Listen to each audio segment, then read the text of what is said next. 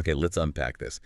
For, gosh, years now, we've been swimming in rumors, leaks, just endless speculation. Is Nintendo's next console real? What's it going to look like? Right. Well, the curtain's finally been pulled back the whispers. There's shouts now. The Nintendo Switch 2 is actually here. Yeah, it's official, revealed, and launching, like, really soon. Yeah, incredibly soon. And this pile of sources you've given us, I mean, everything from official specs, announcements, early hands-on stuff, even supply chain details, it gives us a pretty fantastic roadmap, actually. Lets us really understand what Nintendo's up to this time. So yeah, our mission for this deep dive is pretty straightforward. Yeah. Take all that info and just boil it down. We want to give you the core facts, the genuinely surprising bits, the key takeaways, really, so you walk away with a solid grip on Nintendo's next big play. What is it? What's it do? And, what's it mean for you?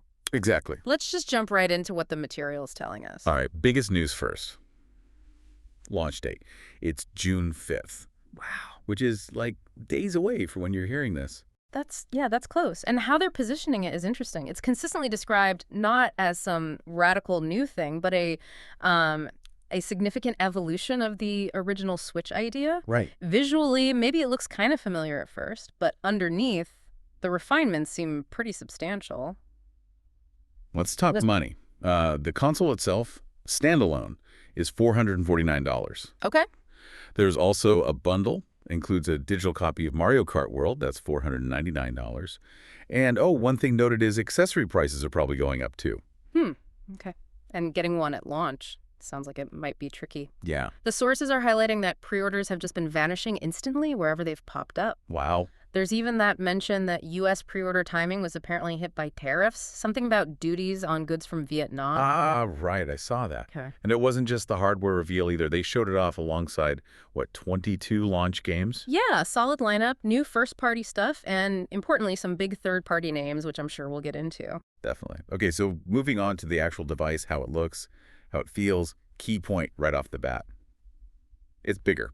Yeah, it seems like Nintendo's kind of following that trend, Larger handhelds like the Steam Deck and others. Right. It's not described as, massive or anything, but you'll notice the difference from the original Switch. And a big reason for that size bump is the screen. It's larger, 7.9 inches. It's a capacitive touch LCD. Okay. And thankfully, thinner bezels, which just, makes it look more modern. Importantly, it hits 1920 by 1080 resolution in handheld and tabletop. Nice. And they finally fixed that kickstand. Oh, thank goodness. That's mentioned repeatedly, isn't it? Yeah. The new one covers the whole back. It's adjustable to pretty much any angle, up to 150 degrees. If you ever wrestled with that flimsy little thing on the original, Oh, yeah. this sounds like a huge quality of life win. Mm-hmm. Puts it right up there with the Switch OLED stand, which was great. They also fixed a practical thing with charging. Remember the original had the USB-C port just on the bottom? Awkward for tabletop mode. Right, yeah. The Switch 2 adds a second USB-C port on the top, so you can actually plug it in while you're using the kickstand. Smart. That is smart. And good news for your game collection, the game card slot. Backward compatible. Oh, nice. Takes both the new Switch 2 cards and your original Switch cards. Okay, good. Let's talk controllers then, the Joy-Con 2s. They look pretty similar, but the sources point out a few tweaks. Like larger analog sticks, right? Yeah. And a colorful D-pad, which is a neat visual touch. But the elephant in the room, Joy-Con drift. Did they fix it? Well, the info we have suggests they've really tried. They mention advanced manufacturing techniques, specifically aiming to reduce drift. There's even a quote from a designer saying they've made significant strides, which is bold. Yeah, that's a claim. The users will be the judge of that day one. Absolutely. There's also this enhanced magnetic attachment system instead of sliding them on the rails. Yeah. The Joy-Cons apparently just click on more easily and securely with magnets. This was in some leaks. Seems like it's confirmed. Yep. And there's a new button. Underneath the home button on the right, Joy-Con, a mysterious C button. Ooh, okay. And its purpose is tied to a new feature, you said. Yep, one of the big new software things. Intriguing. All right, let's get technical. Under the hood, what's actually powering this thing? Sources confirm it's a custom NVIDIA chip. Right. That's specifically the Tegra T239. It's from the Orin family. And what's kind of interesting is it's made using Samsung's 8mm process. Okay. The material notes that might be a switch from TSMC, maybe for cost reasons. But this chip, 12 Cortex A78 8E cores, 2048 CUBA cores, It's a big step up. So what does that actually mean for playing games? I mean, it's not suddenly a PS5 killer, No, right? no, definitely not competing there. But that Orin architecture, the core count, Right. it puts it more in the ballpark of, say, a lower spec modern TC or maybe a high-end handheld like the Steam Deck. Yeah, It lets it run games and visuals that were just flat out impossible on the original Switch. gotcha. And storage is getting a boost too, right? Much needed boost. 256 gigs of UFS storage. Yeah, universal flash storage. It's way faster than the eMMC and the old Switches. Yeah. That should mean much quicker loading times for games. Some of that 256 is for the system, naturally. Okay. And memory, RAM. SK Hynix is mentioned as a key supplier there. And the rumors, kind of backed by the source details, point to 12 gigabytes of LPDDR5 RAM. 12 gigs. That's a jump from the original's 4. Huge jump. More RAM just gives the system more breathing room for complex game worlds, bigger assets. Crucial if you want to port those larger, more demanding games. Makes sense. Yeah. Okay, resolution, that's key. Yeah. Handheld or tabletop mode, you said 1920 by 1080, full HD on the screen itself. Yep, full HD on the built-in screen. But when you dock it, that's where it gets interesting. That's where the power really shows off. It can output up to 3840 by 2160. That's 4K at 60 frames per second. Wow, okay. 4K 60. And it also supports higher frame rates, up to 120 fps if you select 1080p or 1440p resolutions while docked. 120p pretty support. Nice. Yeah, and both docked and handheld modes get HDR10 better colors, contrast, and VRR. Variable refresh rate. Exactly. Up to 120 hertz on the screen itself, which helps smooth things out, reduce tearing. Okay, that's a solid upgrade list. What about the dock itself? Any changes?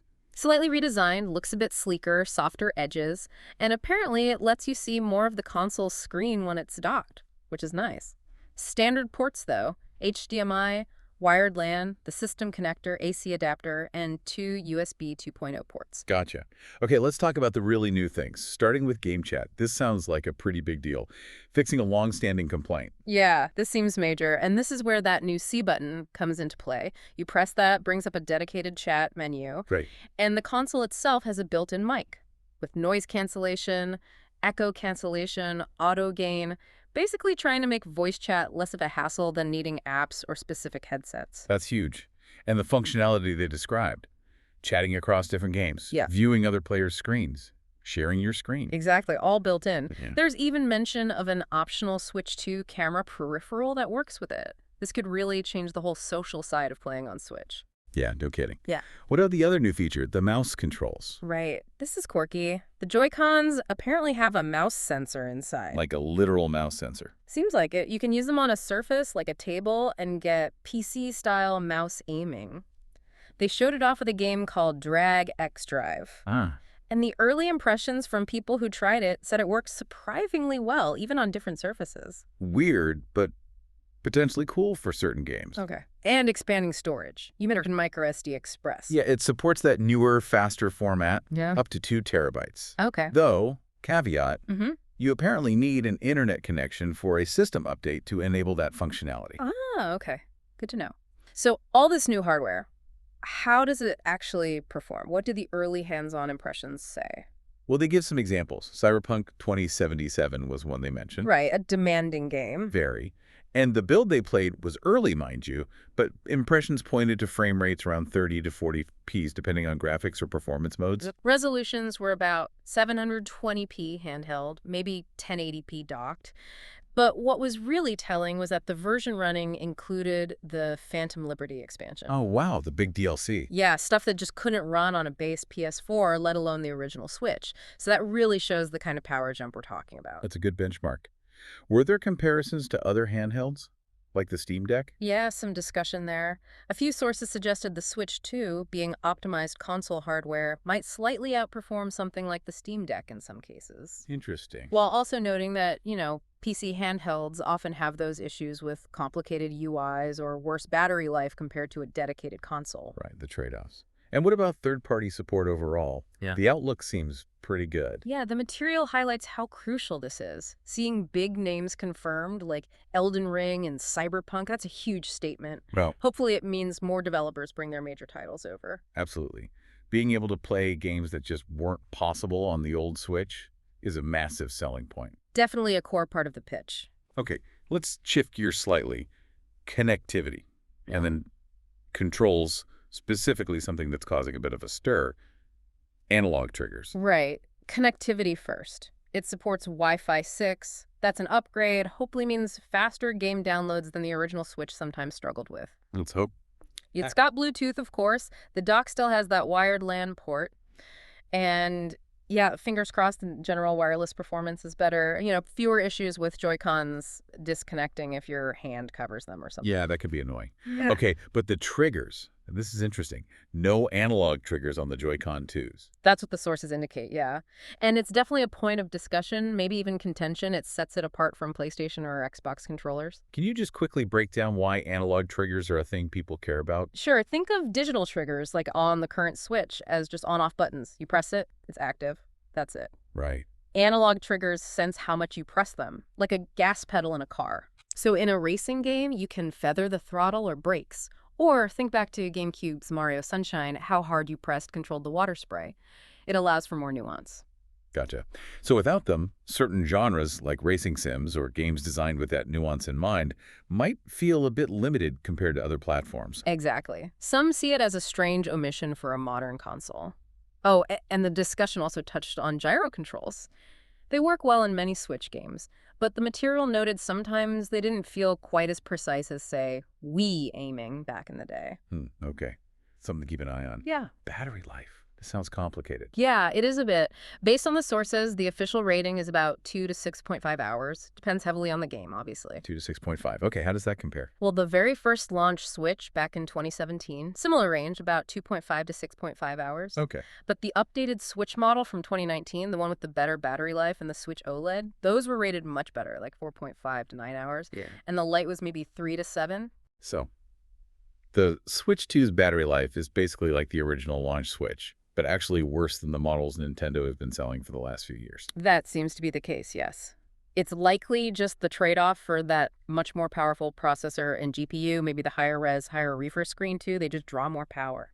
Makes sense, but still potentially a step back for people used to the OLED or the revised model. What's the actual battery capacity? Listed as 500 and 220 million hours. The discussion in the material kind of wonders if that's smaller than some tablets or phones, maybe due to cost or weight, or maybe Nintendo's just figuring most people will play docked more often with this one. Hard to say. And you can't swap it out yourself, right? Nope, not user replaceable. Needs to go to Nintendo customer support, costs a fee. Sources suggest it's probably glued in, making DIY tough. Right. And charging is USB-C. To do that bypass charging thing where it runs off the wall power when plugged in. It's expected to, yeah. That's pretty standard now, though there was some debate in the sources about whether the original Switch fully supported that consistently. Okay. Almost there. Just a couple of quick notes on the supply chain stuff you mentioned. Yeah, just briefly, the material points to several Taiwanese companies being involved, like MediaTek doing the Wi-Fi Bluetooth chips, Realtek for audio, Unimicron making the main circuit boards, PixArt for controller sensors. Just gives a sense of the global effort. Gotcha. And just to loop back on the pre-order thing, it's reiterated that the U.S. market faced delays apparently linked to those wider tariffs on goods made in Vietnam, which is where these consoles are built. Right, that context is important. So, okay, let's try and pull all these threads together. The big picture outlook from the material seems pretty clear. Nintendo is iterating, right, evolving a winning formula. Yeah. They've focused upgrades where it really impacts gameplay, better screen, that powerful new NVIDIA chip to enable bigger games, and then adding genuinely new stuff like game chat and those weird mouse controls. They're trying to be that portable powerhouse Nintendo does so well, bridging handheld play with more console-like performance. But the material is also clear about potential sticking points or trade-offs people are discussing. The price? $449 is higher. Yep. Game and accessory costs likely going up too. The battery life stepping back compared to recent Switch models. And that lack of analog triggers is definitely a talking point. Yeah, those are fair points. And there's even some chatter in the sources about potential future revisions down the road, right? Like maybe a more power-efficient chip later, or an OLED screen eventually, like they did with the original Switch. Exactly. Standard Nintendo playbook, potentially. So after digging through all this, you really get a solid picture of the Switch 2. It's bigger, it's definitely more capable, it's got some genuinely cool new tricks up its sleeve, but also areas like battery life, where it's maybe not quite keeping pace with the latest version of the console it's replacing. So it leaves you, the listener, with a question, really. Yeah. What do you value most in a gaming system? Is it just raw specs, the absolute latest tech? Or is it that specific Nintendo blend, the portability, the innovation, the unique games, even if it means they make different choices about things like screen tech or controller features compared to Sony or Microsoft? Yeah, how do all these details we just went through, the power, the features, the battery, the triggers, Yeah. how does that shape your view of where Nintendo is heading next?